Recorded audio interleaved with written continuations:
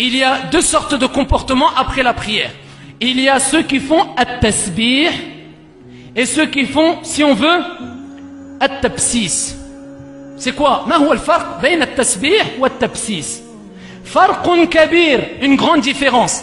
At-tasbih, c'est quoi? Le fait de faire après la prière et de dire Subhanallah, Subhanallah, Subhanallah, Subhanallah, Subhanallah, Subhanallah 33 fois. Après, Alhamdulillah 33 fois. Après, Allahu Akbar 33 fois. Après, La ilaha illallah, wahdahu la sharika lah, lahul mulk wa lahul hamd, wa huwa ala kulli shay'in qadir. Qala Rasulullah alayhi salatu wa salam, toute personne qui après la prière, il dit 33 fois Subhanallah, 33 fois Alhamdulillah, 33 fois Allahu Akbar. Ensuite, il dit La ilaha illallah, wahdahu la sharika lah, lahul mulk wa lahul hamd, wa huwa ala kulli shay'in qadir.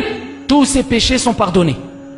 Tous ces péchés sont pardonnés. Et avant cela, il y a d'autres choses que le prophète nous a dit de dire.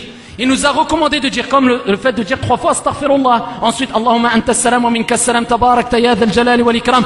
D'autres invocations, d'autres récitations. Voilà qui nous disons. Celui qui dit ça après la prière, c'est ça sa récompense. Maintenant, parlons de si on veut tabsis. C'est une bid'a que je viens de faire. C'est une innovation. C'est-à-dire cette innovation. Je ne parle pas d'innovation religieuse. J'ai inventé un nom. Un mot qui n'existe pas. Voilà qui a apparu récemment. C'est le tabsis. Ça veut dire quoi? Est-ce qu'il y a une différence entre Subhanallah, Subhanallah, Subhanallah et il y a une différence ou pas? Les gens rigolent. Je parle pour moi le premier. Fawarabbil Kaaba, en général, on entend que ça dans les mosquées.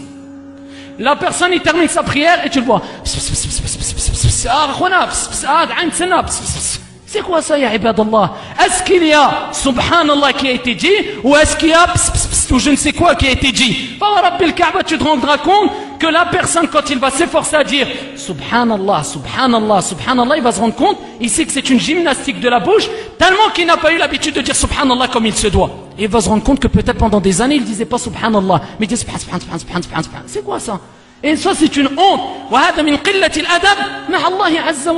Là tu glorifies Allah. Tu sais ça veut dire quoi? Gloire à Allah. Et là tu manges les mots et les lettres et tu dis ou je ne sais quoi, comme la personne que tu vas voir avec une sorte de tasbih comme ils disent, d'accord, ou bien chapelet, et plusieurs noms sont apportés et tu vois il parle avec les gens ou il boit du thé, il est comme ça, comme si c'était mécanique. Tu fais quoi là? Subhanallah. Donc ici nous disons soit on glorifie Allah ou soit on joue avec la religion, ou soit on est en train d'agir avec un manque de pudeur énorme envers Allah Azza wa Jal. Après la prière, on doit se poser et pas se précipiter comme certaines personnes font. À peine il a fait Assalamu alaykum wa rahmatullah, à peine il a fait le deuxième taslim, khalas, il est parti. Alors tu dis peut-être il y a une urgence, la haraj, il n'y a pas de problème. Ou alors la personne, ici tu vas dire, ici il a un rendez-vous urgent ou autre, il se précipite après le taslim de partir, la haraj. Walakin rubbama tu vas le voir devant la mosquée. C'est pas fausse modestie, c'est moi, je parle pour moi le premier et j'essaie d'éduquer mon âme le premier. Et tu vas voir qu'on a beaucoup de temps, voilà qu'on se précipite. Au lieu de prendre cette récompense, tous tes péchés sont pardonnés.